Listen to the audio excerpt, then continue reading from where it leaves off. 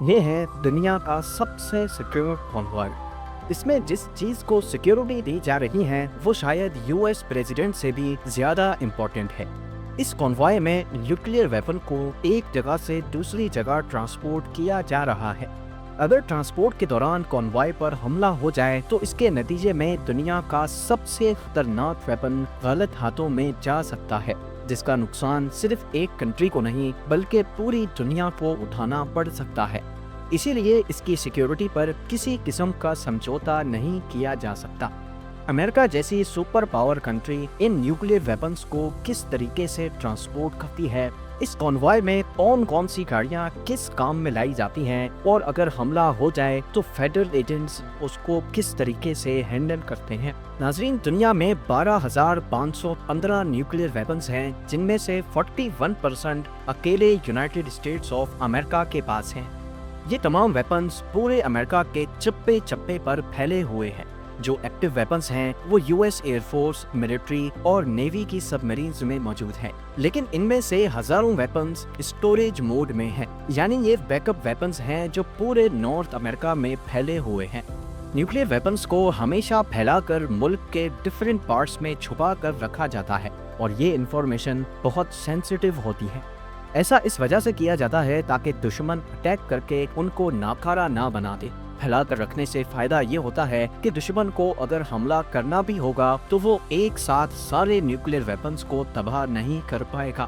اس طریقے سے ملک کے پاس کچھ نہ کچھ نیوکلیئر ویپنز سیلف ڈیفنس کے لیے بچ جائیں گے۔ اب جب نیوکلیئر ویپنز ایک سیف جگہ پر پڑے ہیں تو ان کو ایک جگہ سے دوسری جگہ ٹرانسپورٹ کرنے کی ضرورت ہی کیوں پیش آتی ہے؟ اس کا سب سے بڑا ریزن ہے مینٹیننس۔ جیسے ملٹری میں ہتھیاروں کی مینٹیننس بہت ضروری ہے، ویسے ہی نیوکلیئر ویپنز کی مینٹیننس کرنا بھی بہت ضروری ہوتا ہے۔ ظاہر ہے ہر وقت تو جنگ کا سامان نہیں ہوتا، اور نہ ہی ویپنز ہر وقت استعمال ہوتے ہیں، اسی لیے بڑے بڑے ان کے میکینیکل پارٹس کو زنگ لگ جاتا ہے۔ اس کے علاوہ خاص طور پر نیوکلیئر ویپنز کے اندر موجود پروٹونیم یا یورینیم کی ہیلتھ دیکھتے رہنا بھی بہت ضروری ہوتا ہے، تاکہ ایسا نہ ہو کہ جب ان کو استعمال کرنے کا وقت آئے تو یہ کام ہی نہ کریں۔ ان سب چیزوں کو دیکھتے ہوئے نیوکلیئر ویپنز کو انسٹال تو اسٹریٹجک لوکیشن پہ ہی کیا جاتا ہے، لیکن ان کی مینٹیننس ایک ایسی فیسلٹی میں کی جاتی ہے جو کسی سینٹرل لوکیشن پہ موجود ہو۔ یو ایس اے کے کیس میں ان کے تمام نیوکلیئر ویپنز کی سیکیورٹی اور مینٹیننس کے لیے ایک الگ federal agency national nuclear security administration کے نام سے موجود ہے۔ اسٹریٹجک لوکیشن سے نیوکلیئر ویپنز کو ہٹانے کی اور بھی کئی وجوہات ہو سکتی ہیں، جیسا کہ سیکیورٹی کنسرن، یعنی انٹیلیجنس ایجنسی کو اگر نیوکلیئر ویپنز کی لوکیشن لیک ہونے کی انفارمیشن مل گئی تو ان کو فوراً وہاں سے ہٹا دیا جاتا ہے۔ جن ایریاز میں نیوکلیئر ویپنز کو رکھا جاتا ہے ان کی سیکیورٹی اتنی سخت اور پرفیکٹ ہوتی ہے کہ بغیر اجازت کے ان ایریاز کے آس پاس بھٹکنا بھی پاسبل نہیں ہے۔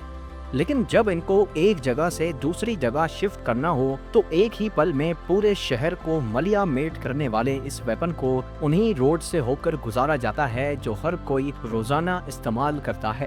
جب تک یہ ریموٹ لوکیشن میں چھپا ہے تب تو ٹھیک ہے، لیکن روڈ پہ آنے پر اس کی سیکیورٹی کافی کمپلیکیٹڈ ہو جاتی ہے۔ اس چیلنج کو فیس کرنے کے لیے یو ایس گورنمنٹ نے ایک پوری ایجنسی بنا رکھی ہے جس کا کام ہی نیوکلیئر ویپنز کی سیکیورٹی کرنا ہے۔ یہ ملٹری کانوائے جو آپ دیکھ رہے ہیں یہ عموماً یو ایس اے میں نیوکلیئر ویپنز کو ایک جگہ سے دوسری جگہ ٹرانسپورٹ کرنے کے دوران استعمال ہوتا ہے۔ دیکھنے میں یہ اتنا بڑا کانوائے نہیں لگ رہا جتنا کسی وی آئی پی کا سیکیورٹی کانوائے ہوتا ہے، لیکن اصل میں یہ اتنا سیکیورڈ ہے کہ ایک عام شخص ایسی سیکیورٹی کے بارے میں سوچ بھی نہیں سکتا۔ اس کانوائے میں گاڑیوں کی تعداد تو ڈیفرنٹ ہو سکتی ہے، کیونکہ یہ ڈیپینڈ کرتا ہے کہ نیوکلیئر ویپن کتنا بڑا ہے اور کہاں جائے گا۔ اس کانوائے کے آگے اور پیچھے پولیس کی گاڑیاں ہوتی ہیں جن کا کام ہوتا ہے رش والے روڈ سے کانوائے کو بغیر رکے گزارنا۔ ان پولیس کی گاڑیوں کے بیچ میں جتنی بھی گاڑیاں ہیں یہ ہے اصل کانوائے۔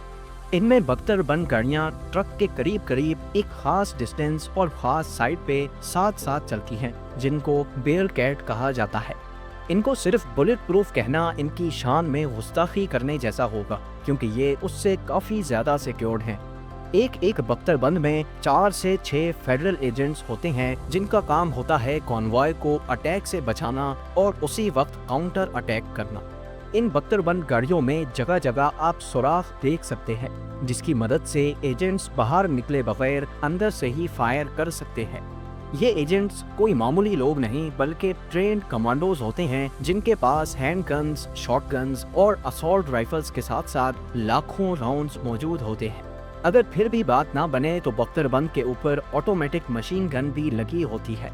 पर ये सब वेपन्स तो सिर्फ खतरे की सूरत में इस्तेमाल किए जाते हैं, अगर कभी न्यूक्लियर वेपन्स की ट्रक पर हमला हो जाए। नॉर्मल ट्रांसपोर्ट ऑपरेशन के दौरान ये एजेंट्स हर छोटी से छोटी चीज पर नजर रख कर एक दूसरे से शेयर करते हैं। कॉन्वॉय की तमाम गाड़ियां आपस में रेडियो के जरिए कनेक्टेड होती है। ये रेडियो कम्युनिकेशन 3 अलग अलग चैनल्स पे होता है। एक चैनल पे ये सारी बख्तरबंद गाड़ियां अटैक की सूरत में एक दूसरे से कांटेक्ट करके कोऑर्डिनेट करती हैं। दूसरे चैनल पे बख्तरबंद के एजेंट्स अपने कॉन्वॉय की दूसरी गाड़ियों से अपडेट्स लेते हैं। एसओपी के मुताबिक न्यूक्लियर कॉन्वॉय में कम से कम 7 बख्तरबंद गाड़ियां होनी चाहिए, 5 ट्रक के साथ और बाकी 2 1 किलोमीटर आगे। हर चंद मिनटों के बाद मेन कॉन्वॉय में बैठा कमांडर आगे मौजूद 2 बख्तरबंद गाड़ियों से सूरत हाल मालूम करता है। इसके अलावा ये पूरा कॉन्वॉय एक तीसरे चैनल पे इमरजेंसी कंट्रोल सेंटर के साथ भी कनेक्टेड होता है। कंट्रोल सेंटर के स्टाफ का काम है कि इमरजेंसी की सूरत में कॉन्वॉय की लोकेशन ट्रैक करे और फौरन मदद के लिए बैकअप फोर्स का बंदोबस्त करे। अगर कभी ये नौबत आ भी जाए तो कंट्रोल सेंटर जिस एक्स्ट्रा फोर्स को भेजेगा वो कॉन्वॉय के एजेंट्स के साथ एक खास एसओपी के तहत कांटेक्ट करेंगे, फिर चाहे ये एक्स्ट्रा फोर्स पुलिस की हो या मिलिट्री की। कंट्रोल सेंटर दोनों फोर्सेस को अलग अलग code word encrypted radio link के जरिए बताएगा। मौके पर पहुंचकर दोनों फोर्सेस तब तक एक दूसरे पर भरोसा नहीं करेंगी जब तक उन दोनों को बताए गए सीक्रेट कोड मैच ना कर जाएं। ये सिर्फ इसलिए किया जाता है ताकि कोई अटैकर जाली पुलिस ऑफिसर बनकर न्यूक्लियर वेपन तक रसाई ना पा सके। ये उन अनगिनत एसओपीज में से सिर्फ एक है, जबकि हर सूरत हाल से निपटने के लिए एजेंट्स के पास अलग अलग एसओपीज होती हैं। इन बख्तरबंद के बीच में चलने वाला ट्रक भी कोई मामूली ट्रक नहीं होता, क्योंकि इसी के लिए तो ये सारी सिक्योरिटी है। न्यूक्लियर वेपन को ट्रांसपोर्ट करने के लिए ये ट्रक पूरी तरह से कस्टमाइज्ड बना होता है, यानी इसको खास इसी मकसद के लिए डिजाइन किया जाता है। ट्रक की बॉडी हार्ड स्टील से बनी होती है, जिस पर आम जाम टूल्स काम ही नहीं करते। ना ही ये ग्राइंडर से कट सकती है, ना इस पर ड्रिलिंग मशीन काम करती है और ना ही एक्सीडेंट होने पर इसकी बॉडी क्रैक हो सकती है। अगर इसको आग में भी डाल दिया जाए तो इसकी बॉडी अगले कई घंटों तक भी अंदर मौजूद न्यूक्लियर वेपन को महफूज रख सकती है। ड्राइवर केबिन की बात की जाए तो ये बुलेट और बॉम्ब प्रूफ होता है और इसके दरवाजे चाहे कुछ भी हो जाए सिर्फ अंदर से ही खुल सकते हैं।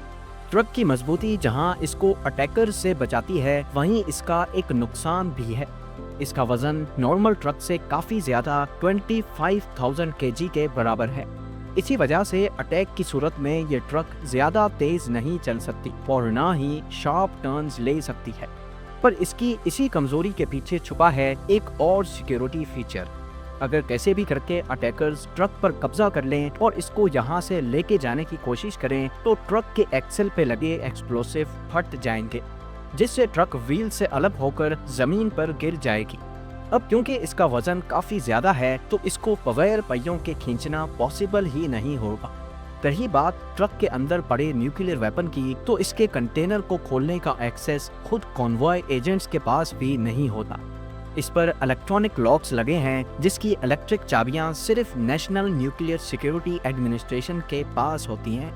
बहरहाल अगर कोई ट्रक के कार्गो तक जबरदस्ती पहुंच भी गया तो कंटेनर के अंदर उनका इस्तकबाल एक ऑटोमेटिक स्प्रे गन करेगी। ये बहुत ही गाढ़ा और चिपकने वाला स्प्रे है। जब ये किसी पर भी पड़ता है तो इसका एडेसिव मटेरियल इंसान को आसानी से चलने फिरने नहीं देता। अगर फिर भी कंटेनर में कोई बचा होगा तो इसको फौरन इलेक्ट्रिक शॉक लगेगा, जिसकी वोल्टेज घर में आने वाली इलेक्ट्रिसिटी से 6 टाइम्स ज्यादा होती है। और हाँ, आपको बताते चलें कि इस सारे कॉन्वॉय को यूएस मिलिट्री के 2 हेलीकॉप्टर्स हर वक्त देख रहे होते हैं। हेलीकॉप्टर का फ्यूल जब कम होने लगे तो पहले दूसरे 2 हेलीकॉप्टर्स इनको रिप्लेस करते हैं और फिर ये अपनी पोजीशन छोड़ सकते हैं। इन हेलीकॉप्टर्स के अंदर अलग से बैकअप फोर्स मौजूद होती है और ये भी न्यूक्लियर वेपन को बचाने के लिए हर हद पार करने को तैयार होते हैं।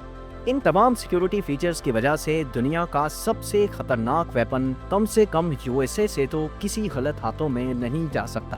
امریکہ کی ہسٹری میں آج تک ہزاروں مرتبہ نیوکلیر ویپنز ٹرانسپورٹ کیے جا چکے ہیں، لیکن آج تک ایک بھی کانوائے پر اٹیک نہیں ہوا۔ امید ہے یہ ویڈیو بھی آپ لوگ بھرپور لائک اور شیئر کریں گے۔